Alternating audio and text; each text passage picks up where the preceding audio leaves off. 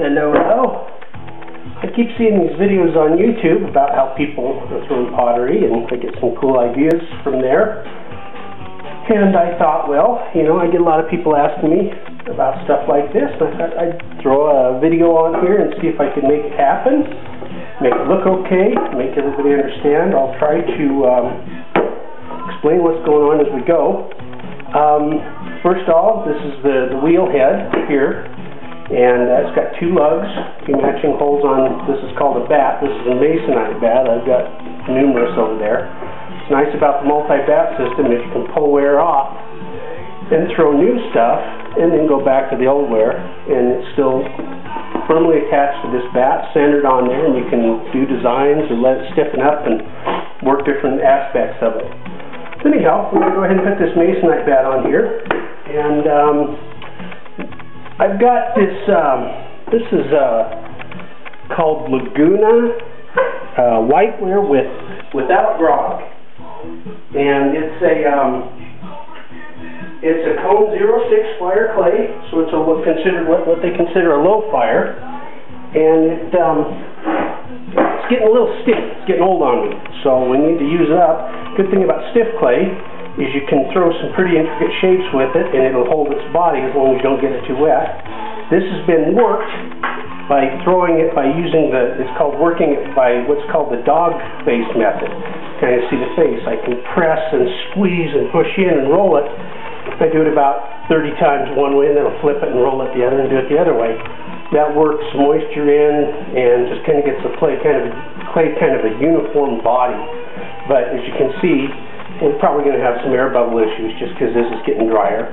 So anyhow, let's get started and see if we can't make this work. Clean off the masonite bat a little bit and then dry it.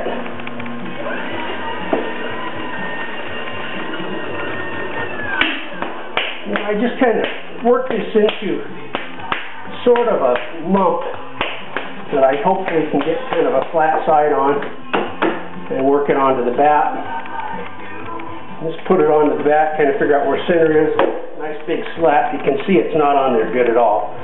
So I have to kind of push down to form a seal and slap it into place. And with any luck, eventually, over the course of all this, it'll adhere nicely to the bat the way we'd like it to. There's about 4 pounds there. There's kind of a shape that I've seen in the past and liked, kind of a pot-bellied vase. Whether or not we determine to throw a lid with it later, we'll just see how the form turns out. So right now, all I'm trying to do is just get this near center. Not worry about it too much, about the initial centering. I'm trying more than anything to compress it on that bat, get it adhered to the wheel head, and then to work a circular grain into the clay, because we're throwing on a wheel and you want a circular grain, and to work out any air bubbles and just basically give the clay an opportunity to mold to itself. I like to work it up. I was taught to work it up into kind of a conical shape. I'm really squeezing hard, and typically if I encounter any air bubbles, they just pop right out of the top there. I'll give it one more blast here, and then it's just a real hard, heavy compress right straight back down onto the wheel head. And if nothing adheres this clay to that wheel head, this does. We want to be very careful not to allow that to roll over, because you're just going to create a problem later. So now I just get any places that might be throwing my hand or wrist off there. A little more compression, a lot of centering effort. For the most part, that's centered. I still got a little bit at the bottom that's out. Let's see if I can resolve that.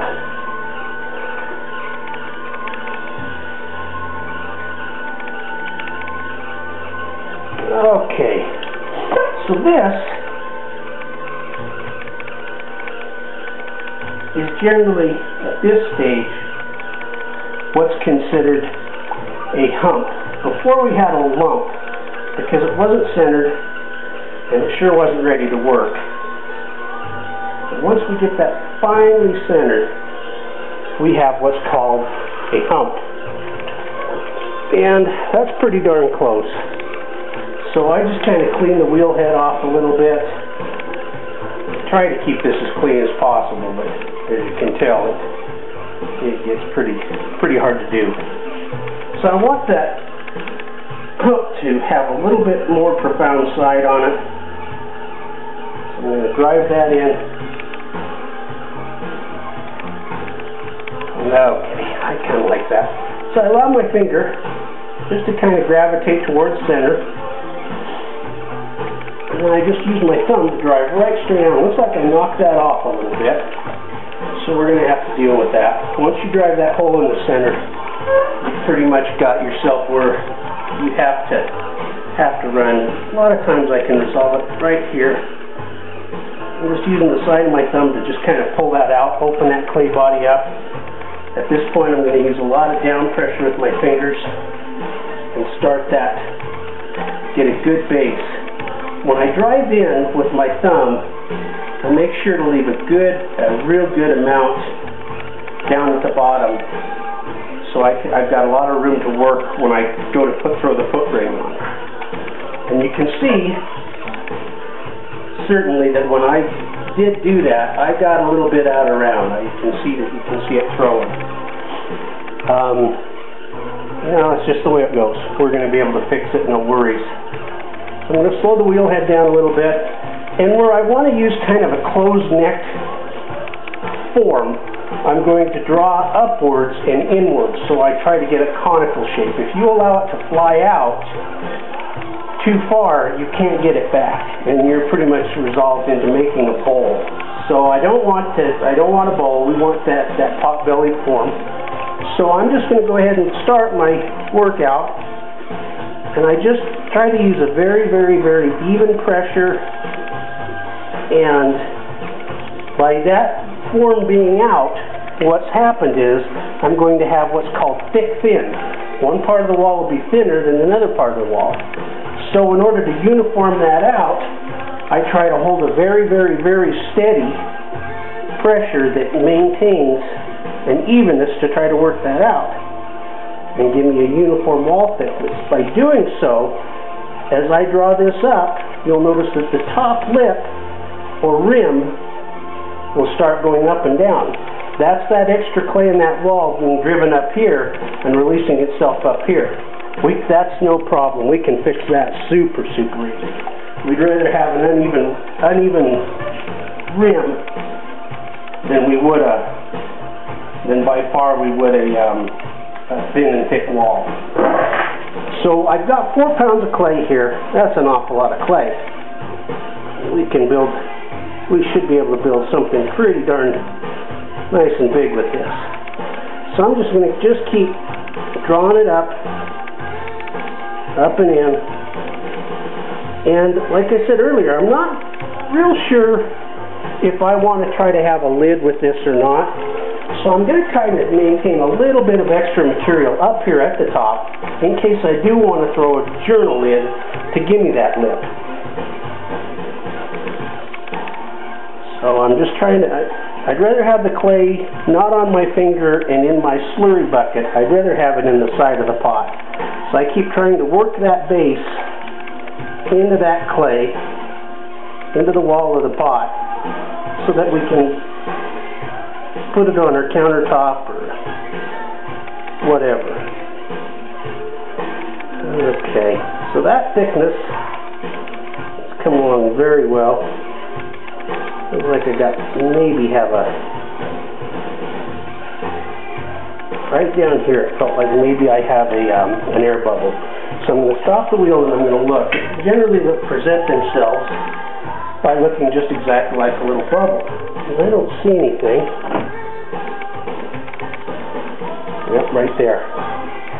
So that's taken care of by simply just stabbing it, and then later when we work it. Now you can tell also too, I hope the camera's focusing well, that we've got this thickness about as much as we're going to do, because you can see as the wheel's spinning and I'm putting more pressure at the higher portions, we're starting to get a twisting grain. So that's telling me that I've got that about as wet and about as thin as I dare pull it. So now at this point, I probably will pull it one more time fully with the aid of a bat, or not a bat, but a kidney rib. But I'm going to pull this upper portion to try to get as much of that out, so I'm not pushing as much pressure on here by bringing a bunch of clay into this area and then getting that drag and giving me more twist, because it can literally cause the whole pot to buckle. So, back to a little bit of wheel speed here. And I can tell by looking at my bottom, I've got a copious amount of clay in this area right here. There, my fingers are at least 1/4 of an inch apart. That's a ton of clay. So I want to be real careful how I work that in. But again, we're going to belly this pot out in the center, so I want to have enough thickness that I can stretch it out and not allow the wall to get too thin. So all I'm doing here is just trying to get that conical shape that I talked to you about back, because we don't want it to fly too far out of control. And the narrower we can keep our neck and rim is also a better portion for us to give that pot belly look that we want. So I'm going to try to draw this clay, some of this large amount of clay that I have here, right into this area right about here, and try to distribute it a little bit uniformly, and also with a start towards where I want this pot shape to go. So I'm going to start bellying it out.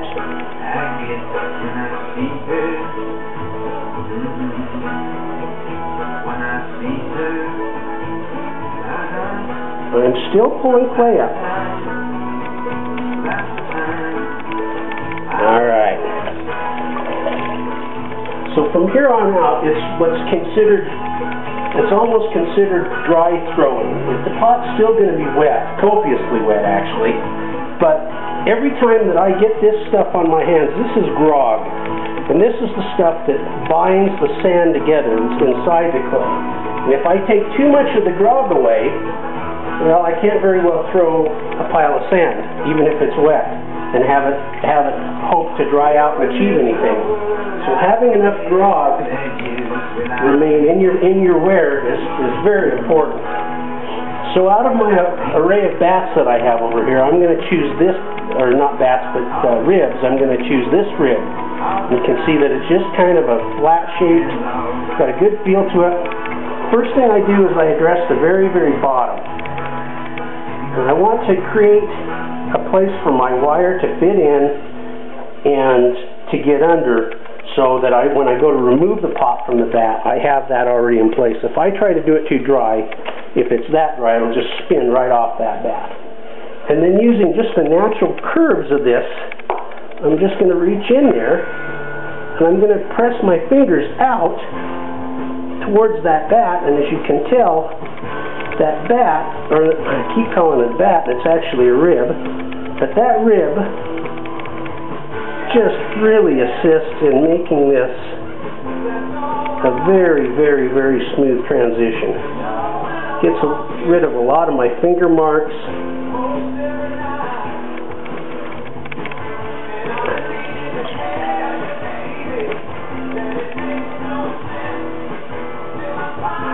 And while I'm doing this, I'm still pulling, actually. I'm still trying to pull some of that out. Alright, so it's not really the shape that I'm looking for. I want it to be a barreled shape. So to achieve that, I'm going to use this rib. Hey, I called it a rib that time. And I'm going to put that rib right inside here and use that curve to assist me. And I'm going to use my finger to kind of hold that stable, because I'm getting thin enough, I don't want it to collapse.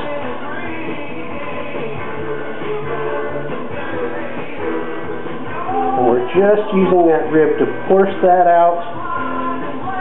Careful not to allow it to chatter. The aid of my right finger here to kind of help me dry the pot out, rub some of that grog back into the pot, and help me just get that shape that I've been wanting to get. And that's pretty darn close to the shape. So it's almost like a beehive shape. Now, I don't know if you can see it or not, but up here, I've got that plenty thin. Right here you can see these little twists, and there's a spot right there where probably was one of those creases that I showed you from that dog face roll. So I'm just going to grab some slurry clay right down here, and it's cool because you can just take a little piece of that, like that, put it right in there. Boy, that is thin.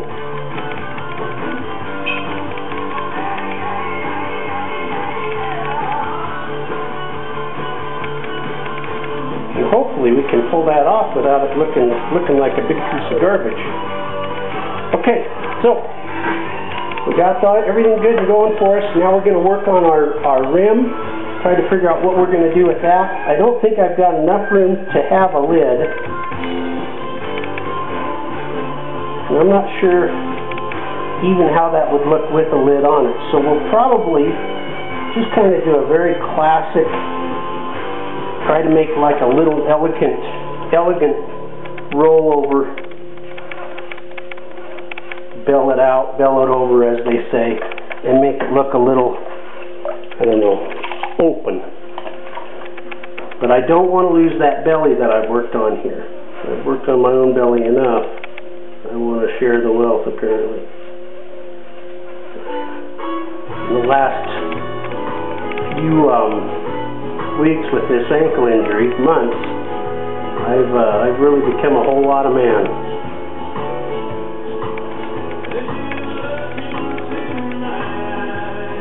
Okay, so there's that. Where I described the thin, thick, thin, I pushed some up, and you can tell that that isn't quite even. It jumps up and down a little bit. So again, using the same tool that we used to the probe tool, I'm just going to find a spot where I can just run that nice and even, and there I've created a nice smooth rim.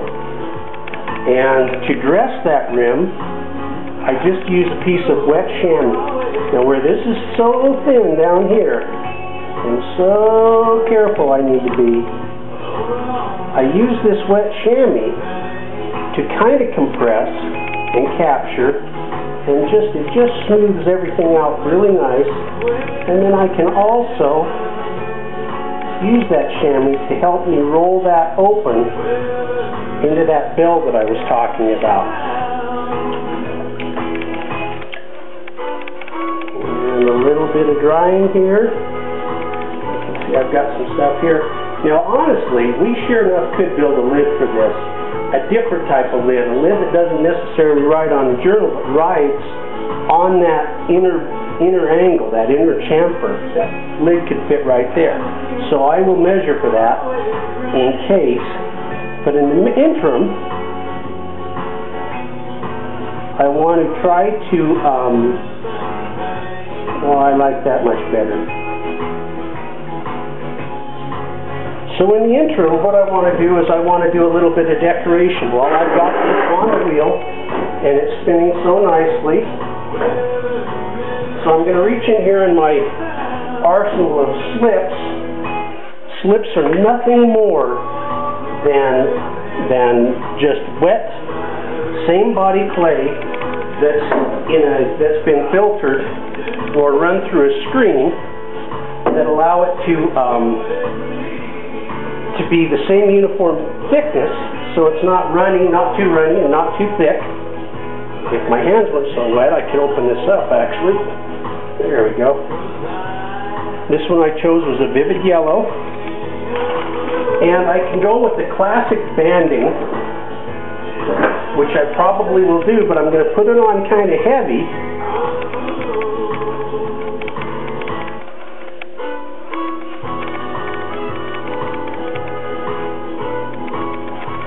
just kind of put a wide band on there. Now you see I got a little drip down below. I can resolve that two ways. Either first, I could incorporate that into the design of the pot, which I might do, or B, I could just take and use that same kidney, that little rib, and just take that right off. But if I'm thinking that if I put a band here and another one down low,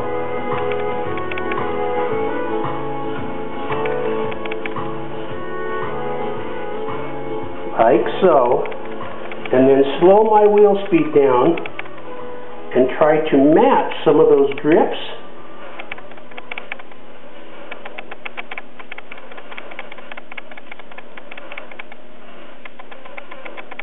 I can create kind of a very neat effect by using something as mundane as just a big paintbrush. I think I'm done with the yellow, so I'm just going to take this regular 2-inch painter's brush, leave that wheel speed about where I am, make sure that I'm good and dry, and I'm just going to let the bristles just lightly touch that and drag those through.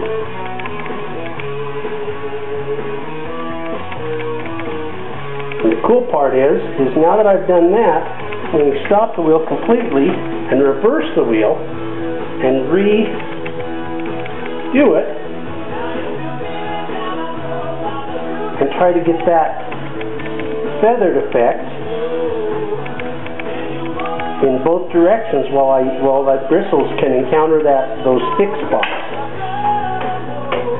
Now, how about we've got yellow on there, how about a little deep ruby red color to go along with it?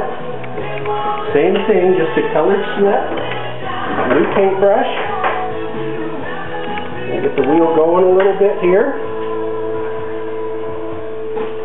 and we're just going to put a band up here in this neck. Now this whiteware fires, even though it's a very gray looking clay, fires extremely white, a very pure white. And I found a long time ago that I can take a form that I really seem to care about and like and totally destroy it with a crummy glaze job. Either the brush marks from the glaze made it look all jacked up, or it wasn't the color that we hoped it was supposed to be. Just so many things, and I just decided that while I'm in this creative mood, I can totally dictate so much of that creative energy right back here while it's still on the wheel head by using just colored slips.